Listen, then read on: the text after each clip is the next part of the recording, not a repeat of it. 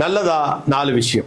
1, உங்கள் தகுதியை அல்லது சிறப்பை உணரும் தகுதி இல்லாதவர்களிடம் நான் யார் தெரியுமா அப்படின்னு விளக்கம்லாம் கொடுத்துட்டு இருக்காதீங்க. அந்த விளக்கத்தால ஒன்னும் விளங்க போறது இல்ல, வேலையை பாருங்க. 2, சொந்தக்காரன் என்ன நினைச்சா நமக்கு என்னன்னு பெரியவங்களுக்கு அட்வைஸ் பண்ற நாம தான் யாரோ ஒருத்தர் போடுற கமெண்ட்டுக்கெல்லாம் அப்செட் ஆகி முகத்தை தூக்கி வச்சுக்கிட்டு கவலையோட உட்கார்ந்துருக்கோம். சரினா எடுத்துக்கங்க, இல்லைன்னா இயல்பா கடந்து போங்க. இதுக்காகலாம் டயத்தை வேஸ்ட் பண்ணாது. 3, அவர் பெரிய ஆளு, பணக்காரரு, அதனால அவருடைய குட் புக்ஸ்ல இருக்கணும் அப்படின்னு என்னென்னவோ ட்ரை பண்றோம். ஆனா அதை விட ரொம்ப முக்கியமானது உங்கள் அன்புக்குரியவர்களுடைய நம்பிக்கையை பெறுவதுதான். அந்த பணக்காரருக்கோ அல்லது பெரிய ஆளுக்கோ நீங்க 100ல ஒருத்தர், ஆனா உங்க அன்புக்கு உரியவருக்கு நீங்க தான் எல்லாமே.